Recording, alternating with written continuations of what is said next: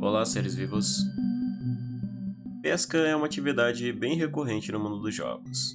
Geralmente, esse tranquilo esporte se relaciona com o mais popular tipo de minigame que é encontrado em uma infinitude de jogos diferentes e nos mais diversos gêneros, sendo que é quase impossível que você nunca tenha se deparado com pelo menos um minigame de pesca em algum jogo, pois isso já existe desde a época do clássico Ocarina of Time, se estendendo até jogos atuais, como o emblemático Stardew Valley. Alguns casos mais específicos aproveitam essa atividade para desenvolver experiências completamente voltadas para a pesca, como é o caso dos clássicos jogos de simulação que existem aos montes. A característica mais notável nessa atividade é que ela é tão recorrente porque geralmente se relaciona com uma tarefa que não exige tanto esforço, se resumindo em algo mais casual e relaxante para desviar um pouco da euforia das missões principais da história. Tem até um jogo desse ano que eu joguei bastante que define bem isso, chamado Cast and Chill, que pode ser definido como um jogo de pesca idle que aproveita essa característica aconchegante do conceito de pesca para elaborar uma experiência exatamente voltada a isso. Mas e se essa atividade deixar de ser tranquila e passar para um lado mais sombrio? Dredge é um jogo com uma premissa bem diferente. Ao contrário de um convencional jogo de pesca tranquilo, seu conceito, ao mesmo tempo que agrega elementos típicos de RPG, tem uma experiência que destaca uma concepção sombria e misteriosa pela maneira como ele se desenvolve, abraçando o horror e o desconhecido ao lidar com uma das maiores fontes de medo que existem: o mar. E é sabendo disso que no vídeo de hoje nós iremos adentrar nesses horrores profanos para entender a incrível e assustadora experiência de Dredge. Antes de prosseguir, eu preciso fazer uma menção para o usuário Azarias, que passou mais de um mês comentando nos vídeos para que eu falasse sobre esse jogo. Então eu vou dar um crédito a ele por isso, já que finalmente eu estou atendendo o pedido dele. Agora, sem demorar muito, pega um café e vamos pro vídeo porque a história é longa.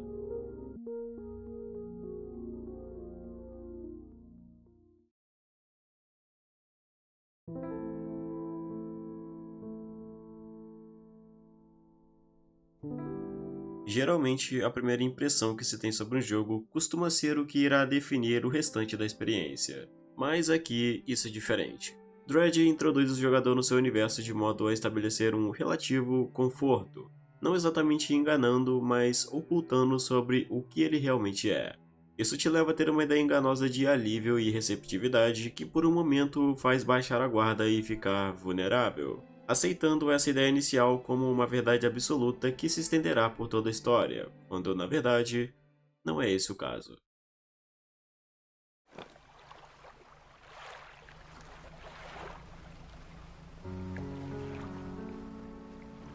A navegação então começa.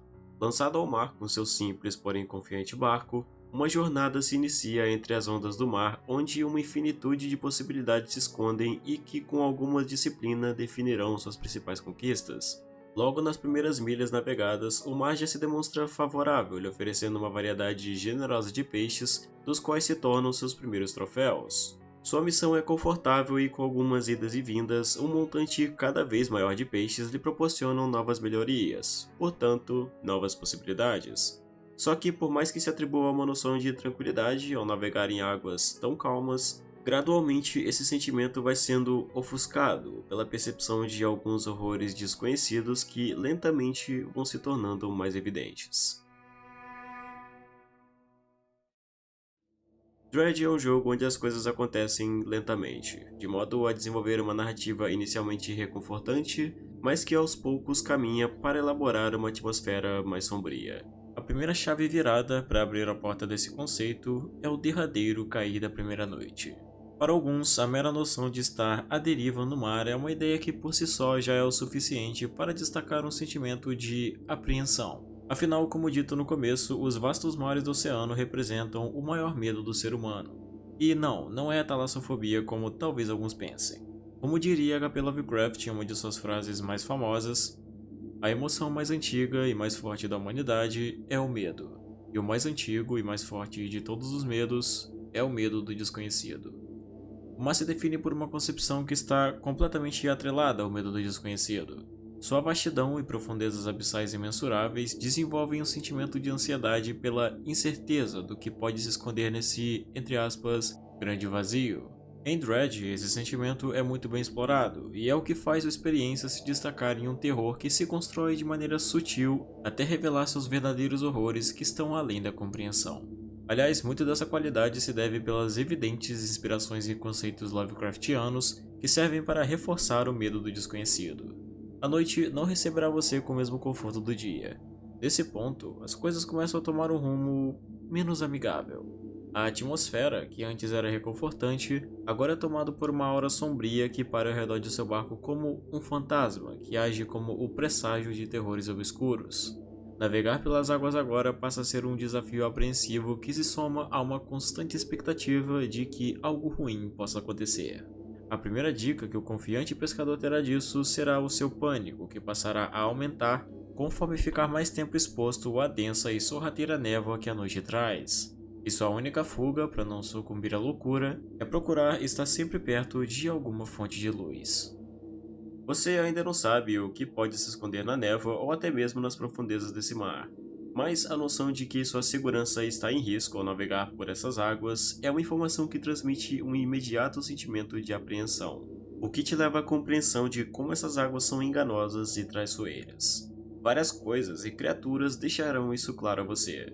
Os Mimic Crabs são criaturas enganosas. Caranguejos gigantes que usam de disfarces bem convincentes que, de certo, irão te enganar da primeira vez que você ver um, já que eles podem assumir a forma de objetos inanimados como barcos encalhados, aviões e até obeliscos. Apesar de não representar um perigo considerável, sua existência torna clara a ideia de que não se pode confiar em tudo que te cerca.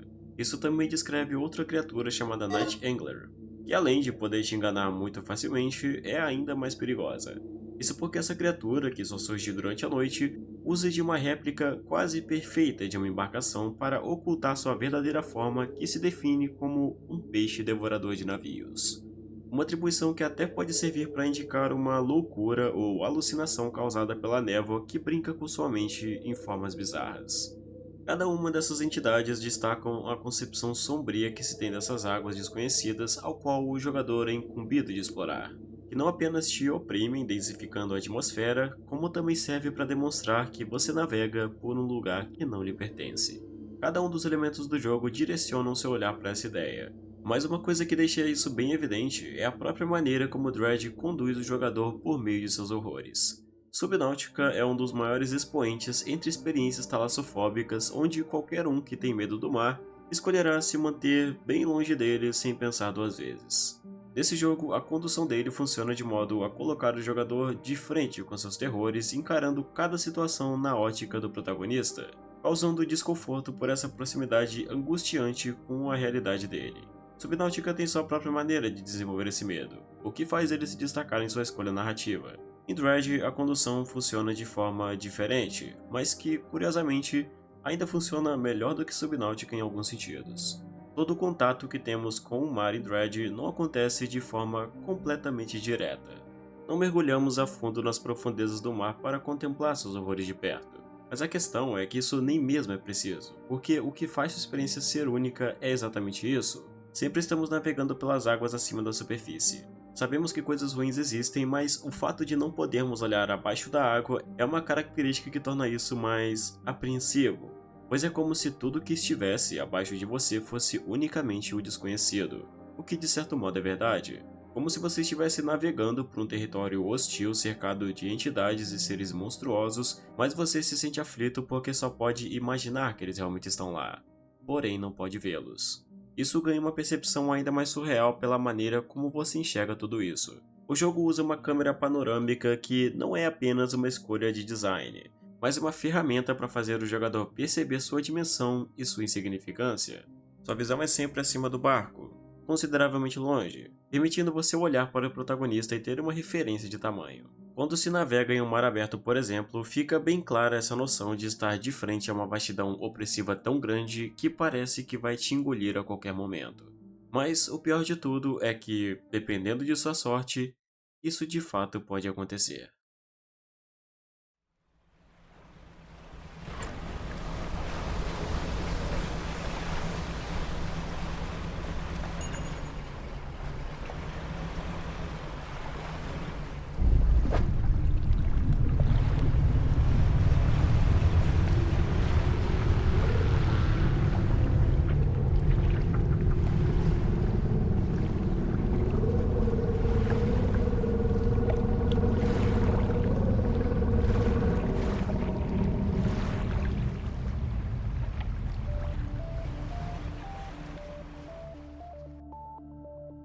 O Leviatã não é a única criatura gigante que se esconde no mar, mas certamente é uma das mais notáveis que destacam a percepção acerca dos mais profundos terrores abissais de Dredge. Um único encontro com essa criatura trará a mais clara noção de insignificância, medo e principalmente impotência, já que mediante uma cena como essa, provavelmente a única coisa que você irá fazer é ficar travado no mesmo lugar tentando compreender o que acabou de ver. O que será um momento que se seguirá de uma única e inevitável conclusão de que não há o que você possa fazer para vencer isso.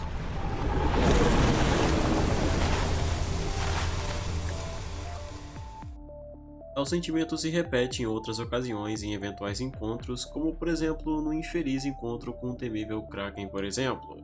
Mas o que realmente sustenta toda essa atmosfera inquietante é a história por trás de tudo isso. Afinal, Dredge se destaca em muitos sentidos, e um deles é o fato de que ele não se trata unicamente de um mero jogo de pesca, carregando toda uma história que revela uma profundidade ainda maior para sua experiência. A premissa dele, como foi reforçado até agora, abraça conceitos com fortes inspirações dos terrores cósmicos do universo de HP Lovecraft, e durante o jogo isso vai sendo notado nos mais diferentes aspectos. A história gira em torno de um pescador, e principalmente da cidade Greater Marrow, onde, influenciado por um anúncio de jornal, o pescador se dirige até o local em busca de um emprego, porém sua decisão o leva à descoberta de um estranho mistério que paira por todo esse lugar, principalmente por consequência de uma misteriosa névoa que chega durante a noite e que é responsável por alguns dos principais horrores que são presenciados na história.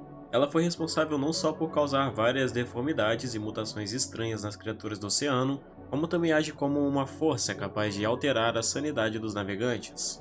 A existência da névoa sustenta a noção da existência de medos desconhecidos que habitam seu interior, o que fica ainda mais relacionado com conceitos Lovecraftianos com a ideia da insanidade que atinge aqueles que se expõem a esses terrores. Uma característica muito semelhante inclusive ao que se apresenta, por exemplo, no filme O Nevoeiro, onde uma névoa é responsável por trazer consigo horrores incompreensíveis ao nosso mundo. Outras características do jogo revelam qualidades que também se comparam aos mitos do universo de Lovecraft, como pode ser observado, por exemplo, em um personagem enigmático conhecido como o Fanático.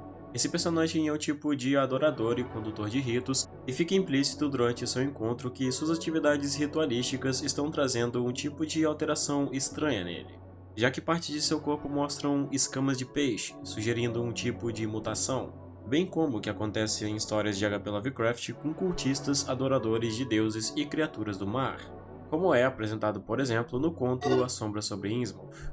Outro exemplo é a criatura de Stellar Basin, que é um ser de vários tentáculos que surgiu após o impacto de um meteoro na região, o que é algo que se apoia também nessa ideia de um horror que veio de um espaço longínquo.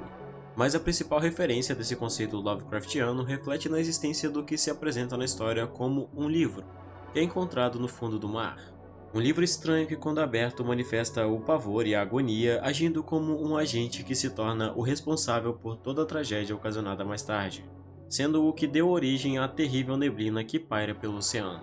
Para quem está familiarizado já deve ter percebido a base do livro no abominável Necronomicon, o livro que é retratado nas obras de Lovecraft como um dos principais responsáveis por dar origem aos terrores profanos e cósmicos ao mundo dos vivos, trazendo apenas insanidade e loucura para qualquer um que ouse se aventurar por suas páginas. E toda a história, cada acontecimento que cerca a narrativa de Dredge, gira em torno dos demônios internos do pescador que cercam seus pensamentos após o mesmo ter tido a infelicidade de ler as páginas desse livro.